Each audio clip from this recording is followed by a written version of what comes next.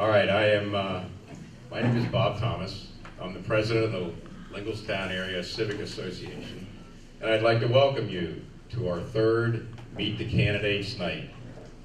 LACA does a lot of things. This is just one of the events that we hold. You'll soon see the street banners go up. That's one of our activities. Saturday morning, you'll see us cleaning up trash along the roads. We have the Memorial Day Mile coming up on Memorial Day right before the parade, so keep that in mind. We're happy to bring this event to you free of admission. What we did not tell you is it's not free of demission. So as you exit the building, we have the fireman's boot back here on the back table. They allow us to use this room at no charge. I don't think the lights come on for free or anything else. So if you can help us out, just whatever you can throw in the boot, we would very much appreciate it. Housekeeping. Can we all put our cell phones on silent or off? All right, for tonight, the main event is the 105th Legislative District. If my research is correct, I'm not sure that this seat has had an open, without an incumbent for 3 decades. 30 years. 30 years, yeah. So this is the Ron Marsico's House seat that is up this year. Tonight, there are 3 candidates in this race. There is one Democrat, that is Eric Epstein. Eric is on an extended out-of-the-country trip and was not able to make it. I talked to Eric in person. He told me that we were to proceed as usual and that we will catch up with him in the fall. We'll do this same event for the general election. So Eric is on board with what we're doing. His folks they have a table set up back here with some of his information. So I don't want you to think we excluded Eric. Back there, Bill, yep. Does anyone know where Abscottigan is? That's where he is. Abscottigan. Last I heard, it was Slovenian. That I thought I knew, but so Eric's fine with what is going on here tonight. I don't want anybody to think we have him tied up the back room or something. So what we have tonight are the 2 Republican candidates for the 105th district. As I've always said, this is a nonpartisan event. Okay, we don't, this is meant to allow the residents of our community to learn something about the people who are going to be on the ballot. We don't come out here endorsing anybody. I try to keep the playing field as level as I can. So, nonpartisan event. If you've been to our other events, the format will be similar with one little tweak. Each candidate will have up to 4 minutes to make an opening statement. Tell us who they are and why they're running. There will be 5 questions that both candidates will answer. Those questions came from the Linglestown Area Civic Association membership. There will be a 3rd segment. This is new. There will be a 2-minute segment where I want each candidate to contrast, not bash, contrast their credentials against their opponent. I'm looking for skill set, experience, position, policy positions, that kind of stuff. And that's as close as we're going to get to any kind of a debate. This is not a debate. We will have some public questions, which you were to write on the index cards in the back. We'll spend about 15 minutes answering public questions, and then each candidate will be allowed to make a 2-minute closing statement. Does anybody have any questions they want to put in the bucket? All right, so we're good there. Alex and I will be manning the time clock. There are time limits on the questions. And gentlemen, we will give you a 20-second warning. High tech here. And when your time is up, you will hear the taboo buzzer. The low budget out. Hey, it's a real low budget. It's like no budget. So we will be running the timer. So that is that's what I wanted to hit on the opening comments. Backed by popular demand, this is the 3rd event he's done for us. I don't think he needs much introduction from I CBS don't know 21, who he is. Mr. Tom Russell. Thank you. Thank you to Bob and the group for putting this on. It's so important that we gather as a community and get to meet our candidates. So thank you so much for coming out. And can we have a round of applause for our very busy candidates coming out tonight? We appreciate you guys being here. So again, not a debate. We just want to get to know folks, and so let's have some fun tonight as we get to know them. I'm going to start with the candidate whose name begins with A. I'm trying to think of a fair way to do this. Kay comes before Adam. Would you like to start us off? Tell us who you are and why you're running. And use your mic if you would, guys. It has to be flipped on. Make sure it's on this side. Hello. There you go. Well, first of all, thank you to Bob Thomas and the Linglestown Civic Association for hosting this event, and Tom Russell for taking time out of his schedule to host this event as well. These types of candidate nights and forums are a long-standing bedrock of our democracy, and I think it's important for everyone to get to know us on a personal basis as candidates before you make the big decision on May 15th. My name is Adam Klein. I'm a candidate for the 105th seat in the General Assembly.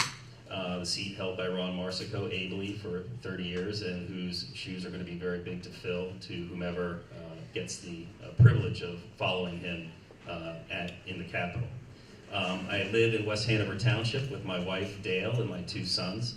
I'm an attorney by trade. I started out my legal career in the Dauphin County District Attorney's Office under John Cherry, and then continued through Ed Marsico, both of whom are now judges. I spent most of my time in the Drug Prosecution Division. After that, I transitioned into private practice, where I'm now a partner at the law firm of Smigel, Anderson and Sachs down on Front Street, where I practice property law, criminal law, and general litigation. While in West Hanover, I've been extremely involved in both political and civic and volunteer affairs over the last almost 20 years. I have served 11 years on the West Hanover Township Board of Supervisors, where I served 8 years as chairman. During my time in West Hanover Township, we've never had a single tax increase, which anyone that is involved in local government knows that's very difficult to do, especially in this time and age. We've also invested a lot of money in infrastructure, including building a brand new firehouse using gaming grant money, which did not cost the taxpayers a single dime. So those are just some of the things I'm proud of. We accomplished a lot in my 11 years that I was there. I've also been involved in many civic groups, working with the Boy Scouts, the football teams, T-ball teams, things like that, as well as attending school board meetings and trying to be as involved as I possibly can with our community. Once I heard that Ron Marsico wasn't running for re-election, I knew it was a real opportunity for me to reach out and continue my passion for public service.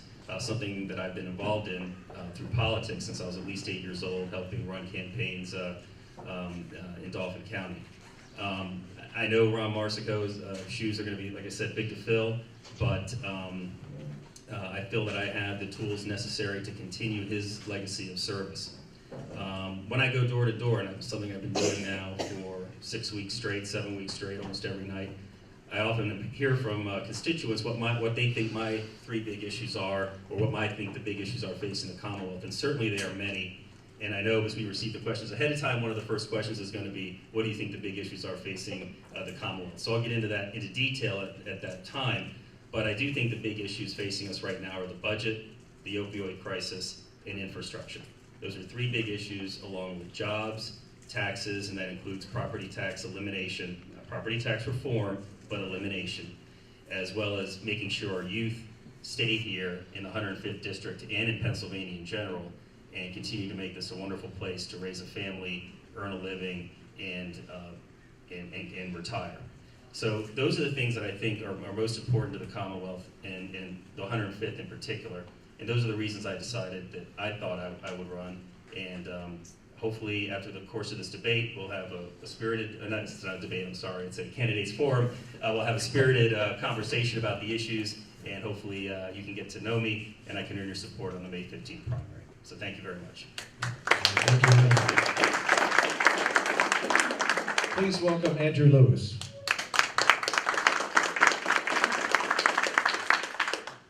Well, good evening, everybody. I'm thrilled to be here. I want to thank Bob and the Lincolnstown Area Civic Association for not just hosting this debate, but everything you do to promote community involvement, civic engagement. And I want to thank each of you for coming out tonight to be here, because it shows that you care. You care about your community. You care about the direction of our state. And so I think that's very key, and it's frankly inspiring. And so I want to thank you for being here, and also to thank Adam for coming and agreeing to be here tonight as well. My name is Andrew Lewis. I grew up a few miles down the road in Millerstown. My dad is a drywall finisher. My mom was a stay-at-home mom and raised my brothers and sisters and I. I grew up learning the value of hard work. Spent my teenage years, some of them on construction sites. And when I was in my teens, my family moved to Central America as Christian missionaries for 3 years. And so from a very young age, I've had this passion for service and serving others. And when I came back from Central America and graduated high school, I joined the Army during the height of the War on Terror, and I enlisted in as a scout. I went to Fort Knox for basic training, and then to Fort Stewart, where I was with the 3rd Infantry Division. And my unit deployed to Iraq during the troop surge. I was there in Fallujah, Ramadi, and then south of Baghdad for 15 months on the front lines in a scout platoon. And in Fallujah, we were attached to the 6th Regimental Marines. And so I was able to serve over there, attached and working with some of the finest men and women that I've ever met in my life. When I came back, the military sent me to counterintelligence school, and my wife and I, we were married, and we went out to Fort Huachuca, Arizona, where I spent 4 months training to be an agent, and then I went to Korea for 2 years to run counterintelligence operations in Korea. At the age of 23, I was appointed special agent in charge of my detachment, and my job was to lead investigations, keeping troops safe on foreign soil. And when I came home, the military nominated me to go work for the White House Military Office. I went there and ran personnel and information security, keeping our national security information safe. And when we hit right around the 10-year mark in the Army, my wife and I, at this point, we had 3 children. We have 3 boys, Jeff, Jason, and Jeremy. We decided to come back home to central Pennsylvania to join our family business, Tradesman Building Group. We're a few miles down the street here on Lincolnstown Road, to join our family business and to raise our kids right here in central Pennsylvania. And so we moved back, and I was boots on the ground, helping my brothers build our business. We have a couple dozen employees here right in the 105th. Now, my wife and I lived briefly in New Bloomfield before purchasing our permanent home, and once it was finished being built about a year ago, I moved the family here to the community that my brothers and I have literally been building here with our construction business. And we're very excited to be part of this community, to be helping to build it where I've been for the last few years since leaving the military. And you know, the problem is building a business here, you really start to see the direction of our state has gone, it's gone in the wrong direction. We have a hostile climate for businesses. We have some of the highest taxes in the country. Every 12.5 minutes, someone else leaves the state of Pennsylvania. We have a population decline problem. And I think this is a shame, because growing up, and to this day, I'm so proud to have grown up right here in central Pennsylvania. And I believe that we can truly change Pennsylvania, because geographically, think about it, we're the center of the East Coast. We have all these competitive advantages for interstate commerce and trade. We've got these natural resources. We've got some of the best colleges and universities in the world. I mean, look at our school district right here in Central Dauphin. We've got Lower Dauphin as well here in the 105th. We've got great school districts, great opportunities, but we're driving folks away. So I'm running because I want to continue Ron's legacy of excellent representation for our community. I want to bring more great jobs to our community, and I want to transform Pennsylvania into a place where we have we're the leading state for job growth and economic opportunity. More families come back to the Keystone State. Thanks.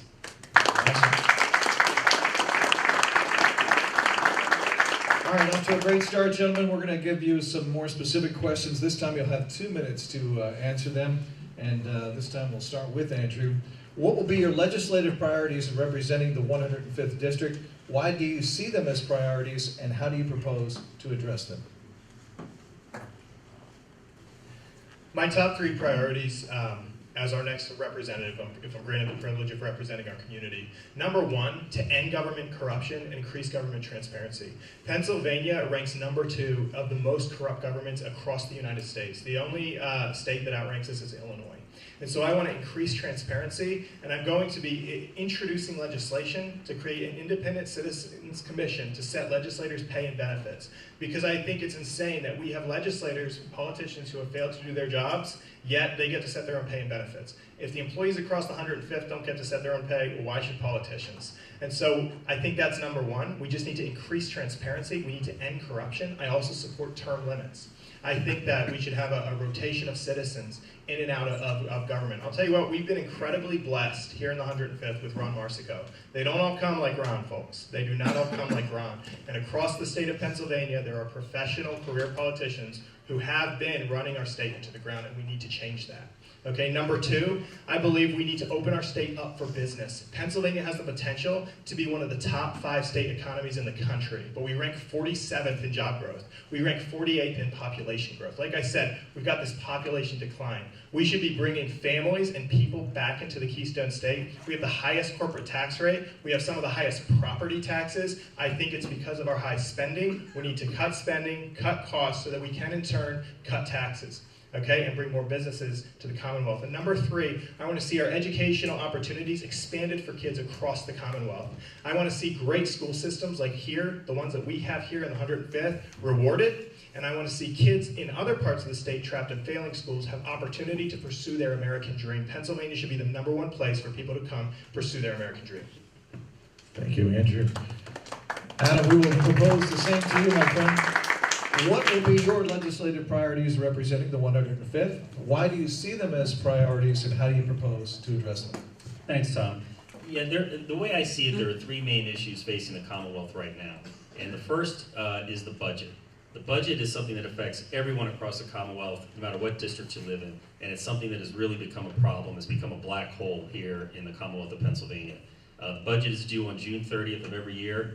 And every year it gets harder and harder to pass the budget because it's taking more and more one-shot doses of money. It's taking more and more sale of real estate, which is what's happened in the past to help balance the budget. And it's taken a lot of accounting acrobatics to use that term. It's been very difficult to balance our budgets in the past, and it's getting worse and worse. And with the pension deficit that we have, it's only going to get harder. And the Democrats have a great way to close that hole. They want to raise taxes. Obviously, that's not something any Republican or anyone who pays taxes wants to see. It's a horrible idea.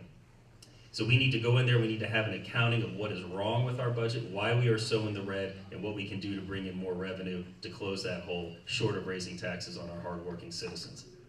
The second issue I see is the opioid crisis. Having worked in the criminal justice system, and having just read the newspaper like I think we all do, we see what a problem this has become. It's ravaging our communities. Anytime you open the paper, you see people dying as a result of these addictions. And it's something that we need to take care of before it gets even worse than it is. I like the fact that the Dauphin County Commissioners have sued the opioid industry to help bring money in, to help make them pay their fair share of treatment. They're making a lot of money off of this. They need to be part of the solution. And my final thing that I think is most important is infrastructure. We need to make sure our roads and bridges are safe. We've seen over in the country, we've seen bridges that have collapsed. I know the Dauphin County Commissioners have created an initiative to help fix the roads here in Dauphin County. That's something that the state needs to take a major role in. Thank you. Thank you, Adam. You guys are barely drinking any water or anything. Yeah. Very good. Adam, we'll start with you on our second question. There's been a lot of discussion lately about our Second Amendment gun rights. Currently, the State House of Representatives is considering possible changes to our state gun laws. What potential changes to our gun laws would you support or not support, and why? Adam. Yeah, obviously, one of the issues I hear most when I go door to door is people concerned about the Second Amendment and their gun rights. And I think it's an important concern because we're hearing former United States Supreme Court Justice said we should repeal the Second Amendment. And that's clearly fantasy, but that's something that's actually been part of the conversation and something that I don't think the constituents of the 105th want to see. But we do have to do something about gun violence. Nobody wants to see our children die. Nobody wants to see another school shooting. So I think there's a two-pronged way to attack this. A is to enforce the laws we have. I used to be a mental health review officer for Cumberland County, and one of the things when someone was committed is we make sure we send in the paperwork to make sure that these people who are involuntarily committed do not get access to firearms. That's a very important step, but it's something that's not always followed. We also need to make sure our school security, and the second prong is to make sure our schools are secure. We need to have a task force to go and make sure that our schools are up to date on their safety, that they have people in place to make sure that if there's ever a problem, they're ready to respond. I know at Central Dauphin, actually a guy I grew up with, Nick Barley, is the school resource officer there. If you want to get into Central Dauphin, You have to go through the principal's office, and he's right there. He has a history of working in law enforcement. He's fully armed, and I know from his training and experience, probably 30, 40 years, he is ready if there's ever a problem. So we need to make sure that we enforce the laws that we have, and we need to make sure our schools are safe places for our children so they can focus more on learning and not about wondering whether something's going to happen to them. Thank you. I'll do the question again, just to refresh everyone. There's been a lot of discussion about the Second Amendment, currently possible changes in our state legislature to gun laws. What potential changes to our gun laws would you support or not support, and why? Well, first of all, let me say I'm a strong supporter and defender of the Second Amendment. There's a reason the founders put it as number 2. It's incredibly important. The U.S. Constitution, the right to keep and bear arms shall not be infringed. The Pennsylvania Constitution shall not be questioned. Okay, it's incredibly important. I don't tell this story a lot, but when I was in my teens, we were in Central America, and there's some of in the country we were in, there's very tough gun laws. You really can't get a gun. It's almost impossible. But guess who still had guns? Criminals did.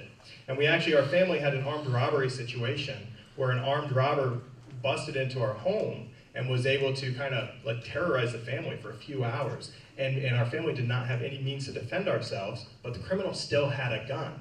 And that was in a place where they had some of the toughest gun laws in the world. So imagine here, the answer to keeping our community safe is not to remove people's right to self-defense. It's not to take away Second Amendment rights, which are very important. The answer is to enforce the laws that we have, as well as a provision which I support, which is called it's a temporary restraining order. It's a firearm temporary restraining order. If you live with somebody that you believe could be a danger to themselves or others with a firearm, you can file for a restraining order temporarily that would restrict their access to firearms. And essentially what they then do, a judge would have to review and approve it. So there would be due process, and the Second Amendment would still be protected, but that person would not be able to have access to firearms to hurt others. So I see that as a very reasonable proposal that we could introduce to make sure people are kept safe. But at the end of the day, we must safeguard and protect our Second Amendment rights. We cannot take them away. They are there for a reason, and so I'm proud to support and defend them. Thanks. All right, thank you. We're up to question number 3. Andrew, to go back to you. The state public school pension system's $50 billion unfunded liability is creating a constant need to increase our school property taxes. Our local school board appears to have little control over the largest liability on the district's balance sheet. What are your ideas at a state level to address the issue of ever-increasing school property taxes and the long-term unfunded pension liability? That's a great question, Tom. The number one financial crisis facing the state of Pennsylvania is our unfunded pension liability. Okay, the $50 billion is just talking about PSERS. When you add SERS in as well, you have over a $75 billion unfunded liability, which the state currently is unable to pay. But guess who's paying for this? You are. I am. We all are. And we're paying primarily through property taxes. Property taxes in Pennsylvania are some of the highest in the country. You know, I talk to a lot of folks across our community, and I talk to a lot of my friends across our community. A lot of them are seniors, and they're saying, you know what, it makes no sense. I'm in the home that I grew up in, or I'm in the home that I've lived in for 50 years. I've paid my home off. I've helped raise my children. I've raised my children. I've helped raise my grandchildren. Why am I now paying these astronomical property taxes? I talked to a guy named Kevin just down the road the other day. He comes out of his house and he says, by the way, he's worked in the government and he's a firefighter. And he says, you know what? Can we do something about property taxes? He says, my taxes are $4,100 a year. They continue to go up. We have too many seniors that are on fixed incomes. They're living on Social Security plus limited retirement savings, and they do not have the money for these astronomical tax bills that continue to escalate every single year.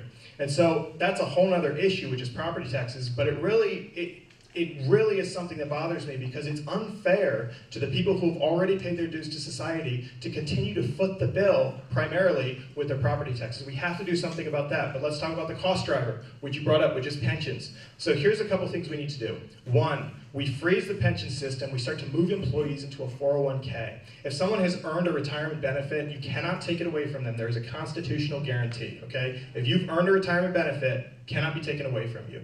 Freeze it, move them into a 401k style system like the rest of us have in the private sector. We have a construction business, our employees, myself included, we're all on a 401k system.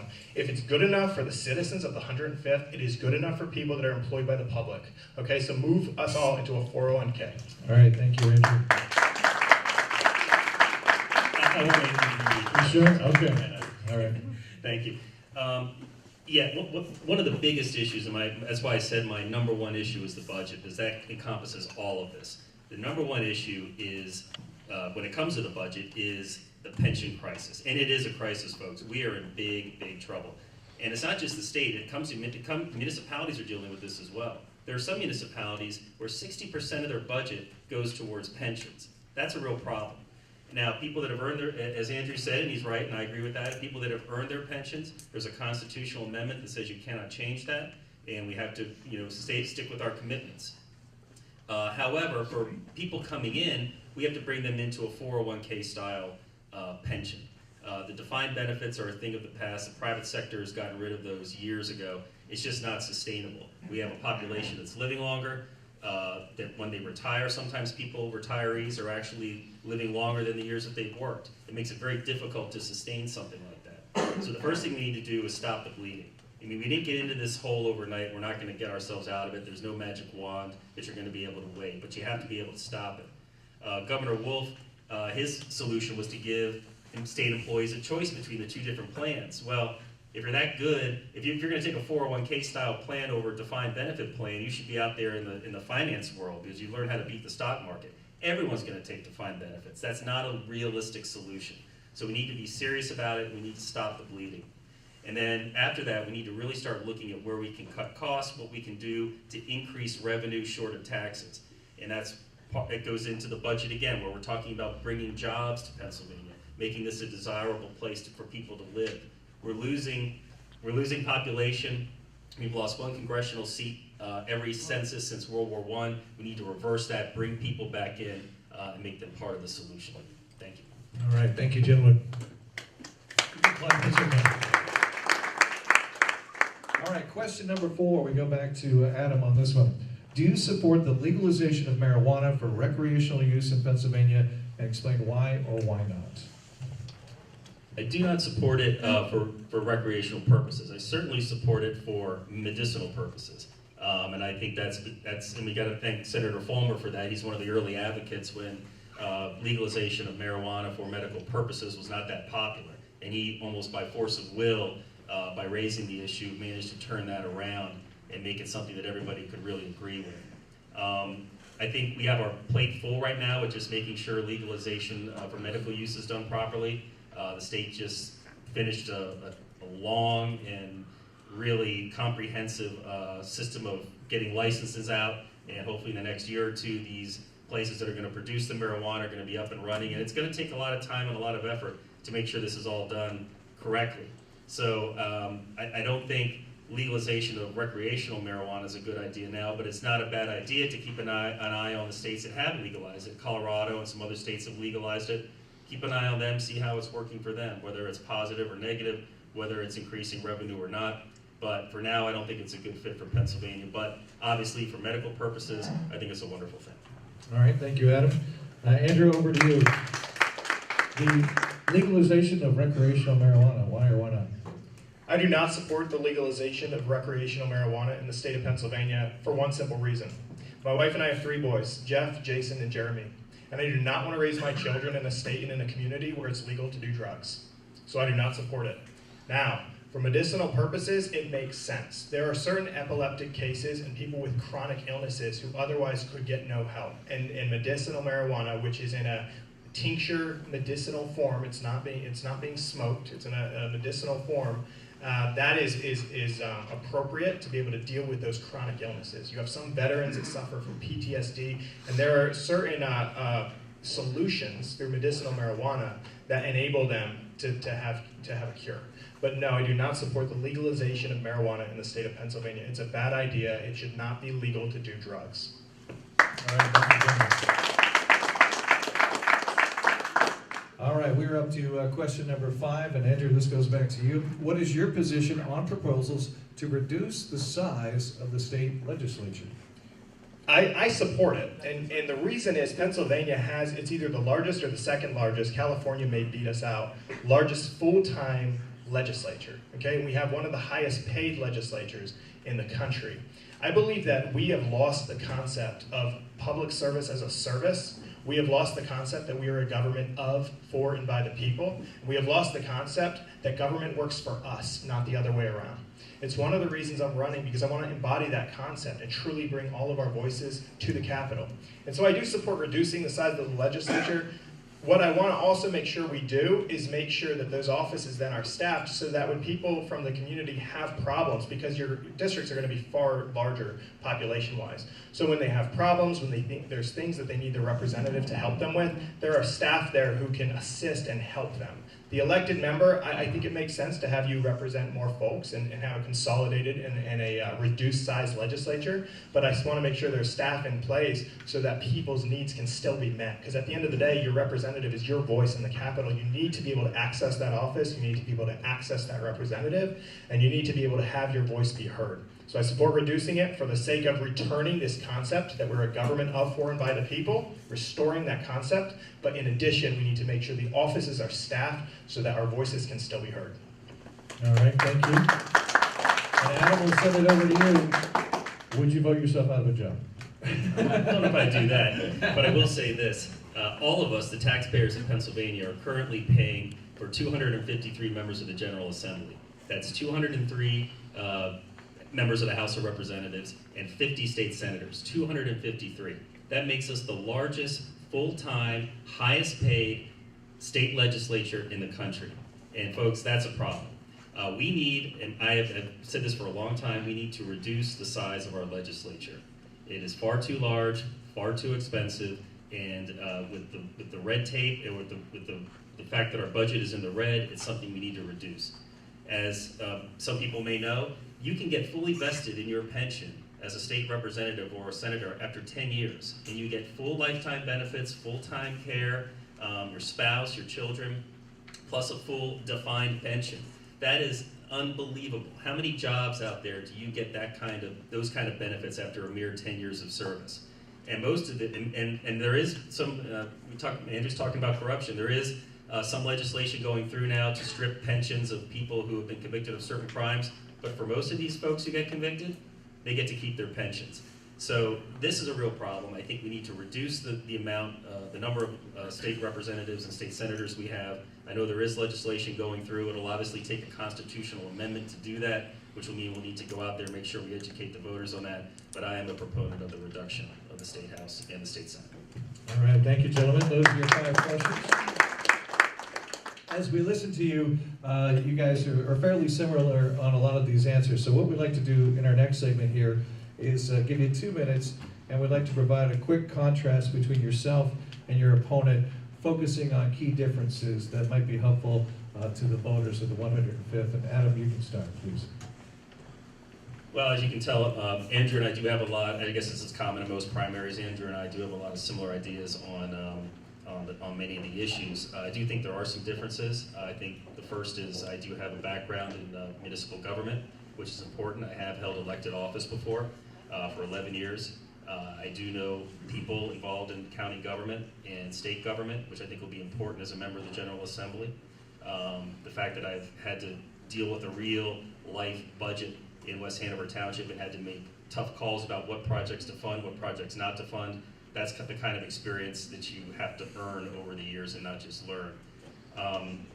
Second is my background in the criminal justice field. I feel that I started out as an intern at the DA's office here in Dauphin County. 22 years I've been working in the criminal justice field. I know what works, I know what doesn't work, and again, this is the type of thing you can't learn in a book. You can only learn by being in the trenches.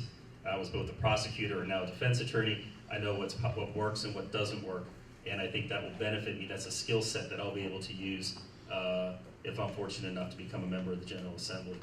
And finally, I think my roots in the community. I have been living in Dauphin County my entire life. I've been to school board meetings. I've been to, obviously, West Hanover Township meetings, many of them. I've been to South Hanover Township meetings. I've been to Lower Paxton Township meetings.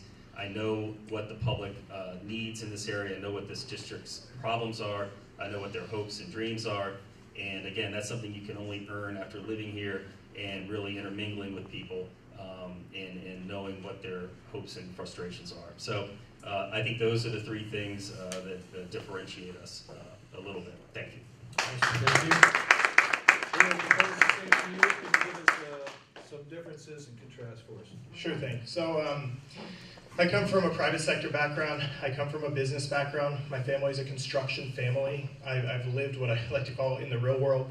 I'm not an attorney. I did not grow up in a political family. I grew up and earned my stripes literally in the Army, coming up through the ranks as a gunner on a gun truck, as an intelligence guy running intel operations.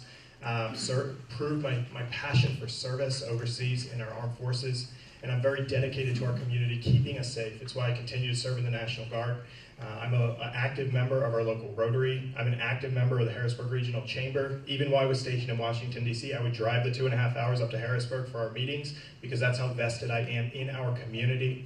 Since I came home from the Army, I've been boots on the ground here in the heart of the 105th District, creating jobs, building up our community, interfacing with other small businesses to make sure they're empowered, helping mentor local kids at the high school with business plan competitions. I'm very committed to the community that I love, very committed to our community's success, and I think those things, coming from a private sector background, having led it in business, having led in the military, having made a payroll, balancing a budget every single year. In business, if you don't have the revenue coming in, you can't make the expenditures. In government, a lot of times their numbers get fudged, and they go ahead and spend our money anyway. Well, in business, that's not an option.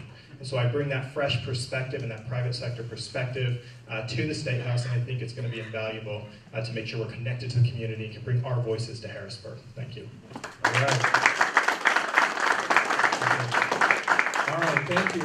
And now we get a chance to hear from you. Obviously, we can't get to all your questions, but we're going to run through these in the next 15 or 20 minutes. So Bob has put them in no particular order. So where should we start here? I'll take it. I want to take this one. Okay. What is your position on the elimination of property taxes? And if you support this, explain how we should pay for our schools. That is a very good question. The property tax elimination the property tax itself has been around as long as the Commonwealth of Pennsylvania has been around. So it's something that's been giving residents here headaches since the founding of Penn's Wood. And eliminating it's not going to be easy. Because when you eliminate a tax, you have to fill it with something else.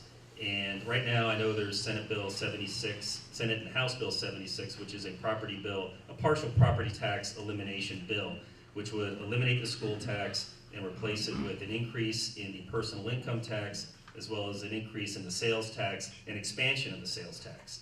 The bill does not address municipal taxes or county taxes, but it is a start. And that's really the catch. I mean, you're going to get rid of property taxes. What do you replace it with?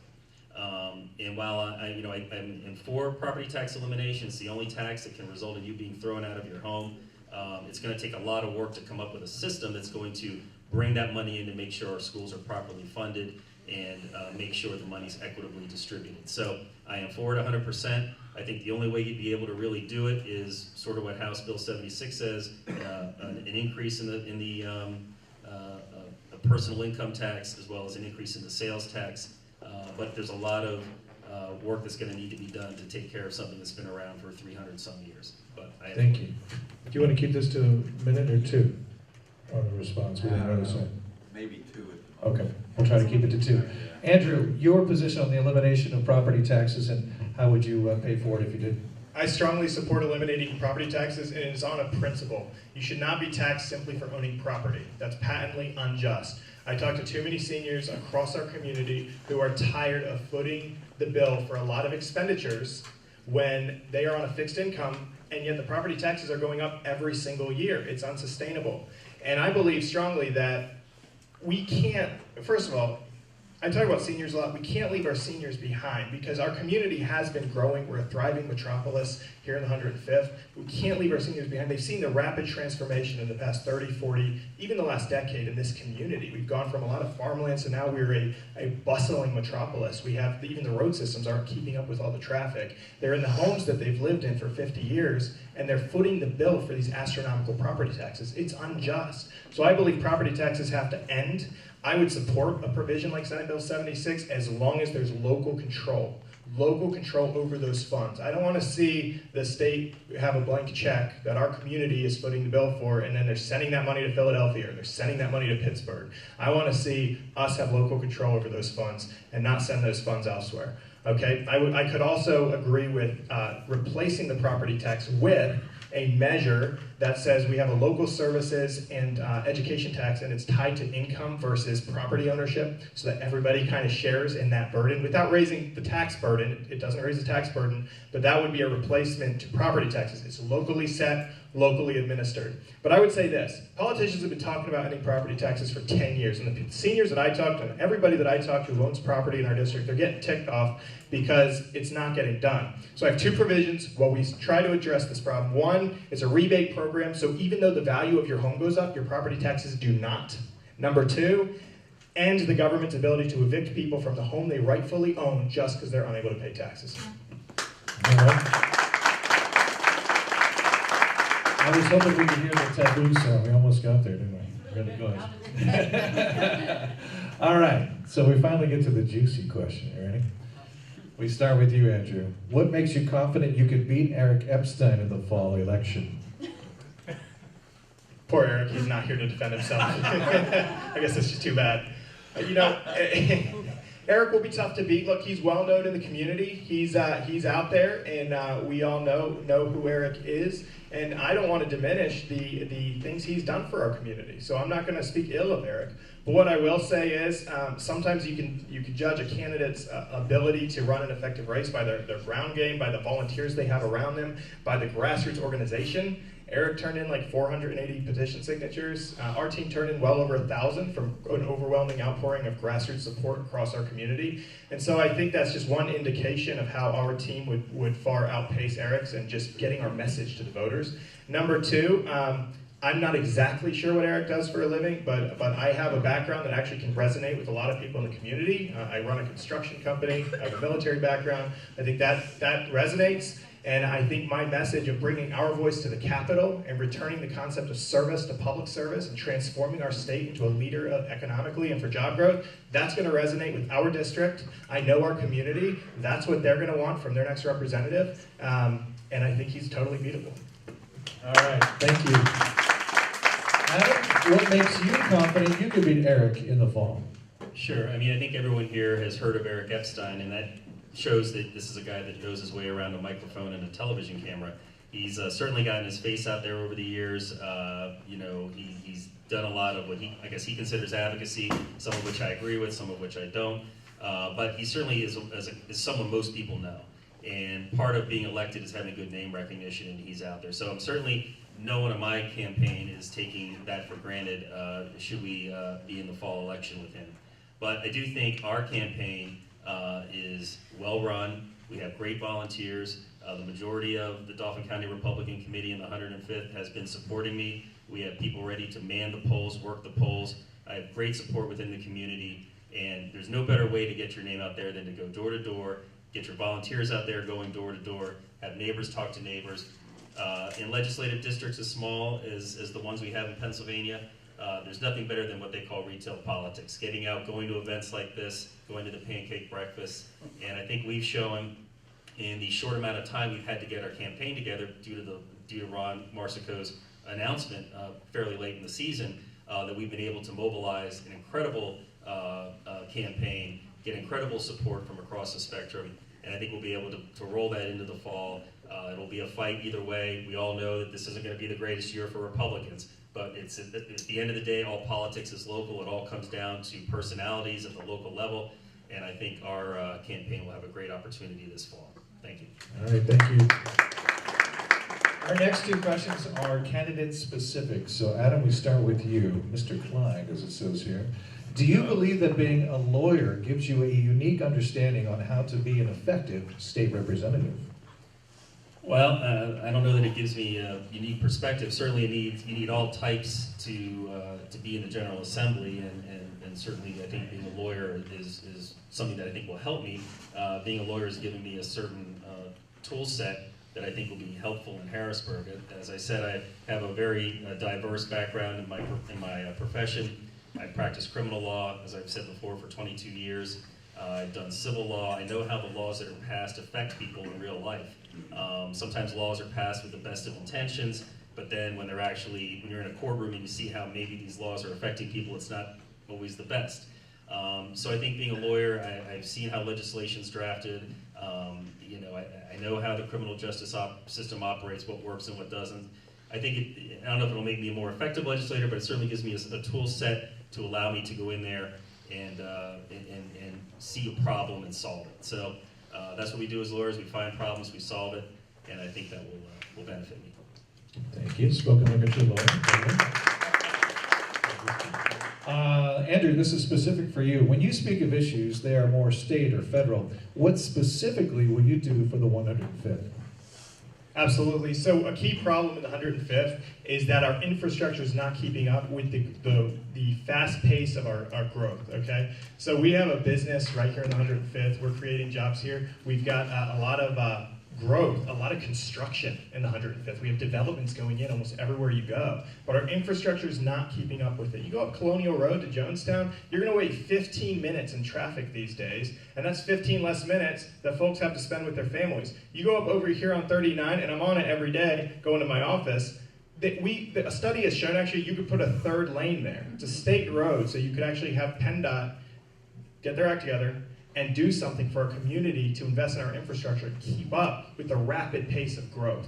So I would say the key thing is having our infrastructure keep up with our economic growth. Look, I want to bring jobs into our community. It's one of the key things I'm focused on. I want to bring more great jobs. I want to have workforce development programs in our educational systems to expose kids to the opportunity to work in the skilled trades and have fulfilling blue-collar jobs, as well as higher ed opportunities. I want to bring great jobs and great growth. I want my kids to grow up and stay here, and my grandkids eventually. But I'll tell you what, our infrastructure has to keep up with that rapid growth. All right, thank you.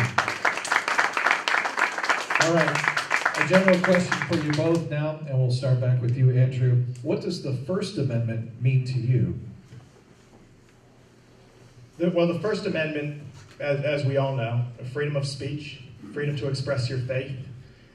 Also that the government's not going to establish a state religion. So we talk about religious liberty and freedom of speech. And I think the First Amendment means everything to me. It's the basis of a free society. It's a free press. It's the ability for citizens to redress their grievances. It's the ability for us to have a society that functions where people's voices can be heard and where nobody's going to be punished for having a controversial opinion, where we all can step forward and say, no, this isn't what we want as a people. We don't want policies that take us in this direction. We want policies that take us in that direction. The country I lived in Central America did not have a First Amendment. You could get in trouble for criticizing the government. But here, you criticize the government because we are a country, we are a nation and a government of, for, and by the people. To me, the First Amendment embodies that because it gives us the freedom to say whatever is on our mind and to speak according to our beliefs and to raise our families according to our beliefs and to live according to our faith. And to me, that is key and is a fundamental part of being an American. All right, thank you. Adam, what does the First Amendment mean to you, sir? Well, I've heard the Constitution described as the greatest legal document ever drafted, and that's something I totally agree with. And the First Amendment deals with freedom of speech along with freedom of assembly and the right to a free press. And there's a reason in the non-establishment of religion. And there's a reason it's the First Amendment. It's because I think it's the most important. Our founding fathers were very wise and very forward-thinking when they decided that once they came here as pilgrims, they fled religious persecution. They said, we want to set up a country where the government does not establish a religion, where the government does not censor free speech, where we're allowed to have a free exchange of ideas. And I think that's what makes our country great. One of the things that's really powered our country over the years is its ability for us to talk through our issues, for us to have nights like tonight where we can talk and discuss amongst one another differences of opinion and different issues. It also allows for the government not to get involved in religious matters, to allow people to express themselves and their religion openly and without fear of reprisal, which is something you don't see in many other countries. And the right to assemble, right to peaceably assemble. That's, again, one of our best virtues as a country. We can get together, and if we don't like something, we can have a protest. We can go and meet, whether it's something like the Civic Association here and just talk about issues regarding Linglestown, or if you want to have a huge march on Washington. These are the things that make our country great. The First Amendment Again, is the First Amendment for a reason. This is the most important part of the greatest legal document ever drafted. Thank you. Thank you, Adam. Appreciate it. Thank you to you guys for these great questions. We've got a few more minutes, so we're going to keep rolling here. Adam, we'll go back to you. If elected, what metric should we measure your performance by? Right, that's a good question. And when I first ran for office in West Hanover Township, I actually did have one of those people, one of my future constituents say, well, how do I know you're going to keep your promises, or how do I know you're going to do what you say? And I would tell them, just keep one of my pieces of literature, and after a year, look back on it and see if I've done what I said I was going to do. And if I don't, call me out on it. And I feel the same way. There's certain issues that I feel very passionately about, and I'm going to do my best to try to bring those. Obviously, as a freshman representative, you have to be realistic about how much of a difference you really can make.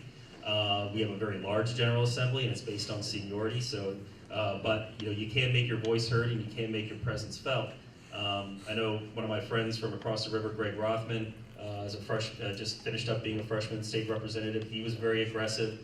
He's really gone out there to make a change and make his voice heard. I hope to follow in that mold of not just being a backbencher, but being able to get out there and make something positive happen in Harrisburg. So I would just say, look at the pieces of literature I have and the mailers that you'll be getting in the future. Hold on to them, and if I don't do what I say I'm going to do, you can call me out on it. Come to one of these meetings and exercise your right of free speech and say, why aren't you doing what you said you were going to do? I think that's the appropriate metric to measure any politician by.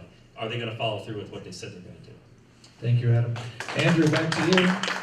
If elected, what metric should we measure you by? I think the biggest one is if the elected member will follow through on their word. As you know, my brothers and I, we run this construction company. If we bid a project and we say we're going to either build that house or remodel that kitchen or finish that basement, it will get done. We have no option but to get it done. There has to be a quantifiable objective. I can't talk my way around the issue. I have to actually get it done. In the military, we would go on missions overseas where you would have an objective, whether it was a route reconnaissance patrol or a raid where you had to capture a high-value target. You have an objective you have to meet. There is no option. And so I think too many times politicians, they want to talk their way around an issue, and they don't actually get anything done, and we don't get to hold them accountable. So I would say, hold me accountable. The things that I'm telling you that I'm going to introduce, which is this rebate program for property tax relief, which is ending the government's ability to evict you from your home, if I have not introduced those two measures within the first term, I would even say the first year, then hold me accountable to that. My word is as good as my bond. That's how it is in business, that's how it is in the military, and that's how it should be in government, and we have to restore that concept to public service. Thank you. This just took place over the last day or so. Andrew, we'll start with you. How would you have voted on the issue of prohibiting any abortion of a Down syndrome fetus? And if yes, would you have voted to allow sick paid leave for the woman who was forced to care for the child of Down syndrome? I would have voted to protect children. I believe that unborn children are the most vulnerable among us. I believe in standing up, protecting, and defending life. I have 3 children. I believe life begins at conception, and I think it's our responsibility, it's our obligation as a society to protect those children. Liberty and the pursuit of happiness begins with life. And so we have to protect the lives of the most vulnerable among us. I would have voted to protect the children. For paid leave, I want to look into that and how it would work. I'm not opposed to it at all. But I think the primary goal should be protecting those innocent children. Adam, over to you. I would have voted yes as well. I'm pro-life. I do believe, I do have extended family members who have Down syndrome. They lead fulfilling lives. They lead wonderful lives. It's not always easy, obviously, but nothing else is in life. And I would certainly vote for that. Certainly we need to make sure that people that have to care for these children are given all the tools they need to make sure these children live the lives, the best lives that they can. And obviously, the parent of any Down syndrome child has to wonder what's going to happen to this child after I leave this earth, because they're going to need to be taken care of. So we need to make sure that we follow through with our responsibility on the General Assembly to make sure that there are the appropriate programs to take care of these children throughout the course of their life, from birth, and then eventually once their parents or guardians pass away, that there's something for them there's a safety net for them so they can take care of themselves as well. Okay. This one is very similar to what you asked me before, but just as folks have been listening to you for almost an hour now, they'd like to know how you are different from your opponent, and this time could you give at least one policy difference? I know we touched on it a little bit before, but could be more, maybe something specific that jumps to you here. Adam? Well, I won't reiterate what I just said about our differences. Policy-wise, I don't know, Andrew. We seem to agree on a lot of things. I guess we can talk about term limits. I am for term limits. I don't necessarily have a specific number in mind, and certainly I don't plan on being in the General Assembly 30 years, but I don't think that necessarily a stated term limit is a good thing, because for every potentially bad member of the General Assembly you knock out of office with term limits, you're losing a good one like Ron Marsico. And I think it's always good to have some veterans there that know how to how to have the process work forward, as well as obviously getting fresh blood. I think what we really need to do is engage our citizens to make these races more competitive, get more people out there, get them more interested in public service, whether it's at the local level, even just representing, or even just working on a planning commission or a zoning hearing board, to running for supervisor or school board or for the General Assembly. I think getting more people active, making more races competitive, like the one we have right here, makes it better. So yeah, I mean, I don't think I'll be there. Certainly won't be there 30 years if I'm fortunate enough to get elected. But I'm not sure that I totally believe in a set term limit, such as 3 terms. All right, Andrew, you want to pick up on that? At least one policy difference. I'm not exactly sure what our policy differences are. I will say, if you go to my website, voteandrewlewis.com, I've outlined all of them, what I'll be fighting for, what my priorities are, and I actually should have sent you a letter as well, outlining those, a letter that I wrote to tell you exactly what I'll be fighting for. Once Adam gets his website up and running, maybe his policies up there as well, and then you can, that was a zinger. Then you can compare and contrast between the two, the policy differences there. So it took an hour. We finally got the punch right there. All right, gentlemen, we have 2 minutes for you to give us a closing statement. Andrew, we'll start with you. Well, thank you once again. Thanks, Tom, for moderating. Thanks to LACA for doing this and for hosting this. Thank you, all of you, for coming. Thanks, Adam, for a cordial debate, or candidates forum, not a debate. It would be my honor to represent our district, to fight for our community. I have a passion for service. I've been serving since a very young age, serving on the mission field, serving my country, serving our community, growing a business here. I'm thrilled to be running and to hear your voices, and I can tell you right now that I will not forget the hundreds of members of our community that I've met door to door. I will not forget your stories. I will not forget your challenges, and I will not forget your voices, your hopes and dreams, and the things that you have to face every single day that we could make better with better policies. So I'll be fighting to bring your voice to the Capitol, all of our voices to the Capitol. I'll be fighting to transform Pennsylvania into the #1 place in the country for job growth and opportunity. We should be the pride of the nation. We should be the place people come to pursue their American dream, and I'll be fighting to make that the case, to grow our community, to care for our people, and to represent you well in the State House. I'd be honored to earn your support and vote. Thank you. And Adam, your closing remarks, please. I'd like to thank the Lewis Area Civic Association for hosting this event. Like I said at the beginning, I think these are wonderful events for democracy, for getting people out here and engaged with the candidates to learn a little bit more about what they are like in real life and not just on a glossy mailer. But I feel that the issues I've been talking about tonight, the issues that have been raised, are all very important. This Commonwealth, it's a great place to live, work, play, raise a family, retire, but it does have problems, and the problems are getting deeper and deeper as the years go by, and we need to address them. As I said, the budget, the opioid crisis, infrastructure, jobs, retaining our youth here in the area, those are all things that we need to make sure that our representatives in the General Assembly know that these are the problems. They are willing to work hard and work with each other to make sure we come up with solutions for them. None of this is easy. As I said before with the budget, we didn't get into this problem overnight. We're not going to get out of these problems overnight. But there are realistic things we can do to stop the bleeding and get everything back on track. I know everyone here loves 105th District. That's why you're here tonight, listening to us speak. Know that I will be an advocate for you in the General Assembly. I will listen to you. I've gone out and knocked on thousands of doors so far. I've gone out and met with people, gone to breakfast, I've gone to spaghetti dinners. I love the opportunity to meet with people. I actually one of the rare people that love campaigning. I don't mind knocking on doors. I love going out there. I love meeting people and listening to what they have to say about what they like and what they don't like and what could be better about their community. So if I'm fortunate enough to get elected, if I'm fortunate enough to go out there and beat Eric Epstein, which I know is going to be the main goal of both Andrew and myself, I will be your advocate in Harrisburg. I will make sure that the powers that be know what the people of the 105th District want. Thank you. I would just like to thank both candidates. It's very refreshing to have two gentlemen who are very well-informed, well-read, and thank you so much for bringing your expertise. One more round of applause for our opponents. How about a round of applause for Mr. Tom Russell?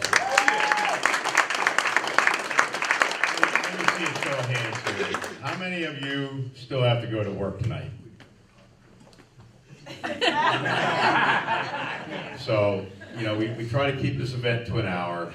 We do have some time limitations, and really appreciate it, Tom, coming out and doing this for us. You do a great job. As I mentioned at the beginning, we're going to do this on October 17th. We will have meet the candidates for the primary election. So when's fall. October 17th, I think, is the third Wednesday of that month. So you can mark it on your calendars. We'll be back. Gentlemen, really, I think you did a great job. And what I really like is, you know, you kept the bar high. And I think as a community, we can raise the bar from what we see going on across the country. And I think both gentlemen did a great job. I know Eric's in the same vein. And as I told him, he will be back here when we do this in October. So I think, again, thank you. Thank my volunteers for coming out and setting this up. The candidates will be at their tables in the back. I understand Mr. Mango is also present here, so you can speak with him if you care to. And really thank all of you for coming out. I mean, what we try to do as a civic association is find ways to engage the community. You know, and our next event will be the Memorial Day Mile. You don't have to run, you can walk it. It's a fundraiser for Heroes Grove. It's a community engagement activity, which is what this is. And I really thank all of you for coming out. And thanks again. Oh yeah, we have lack of membership applications. You know, all these events, I'm always asking you if you would consider joining. You know, pretty soon I'm going to be dropping to my knees and begging. There's 2 new members. Okay. You know, these things don't happen just by magic. I mean, you know, it takes volunteers to make these things happen, and a lot of people invested a lot of time, even a simple event like this, much less the mile, which is, you know, a much bigger event. So we have applications on the back table, and I see it as I'm looking back there. Remember the boot. Throw, if you can, throw a George Washington in the boot for us. For the fire company. Not the round, hard one, the paper one, if you could. Thank you for coming out. Thanks.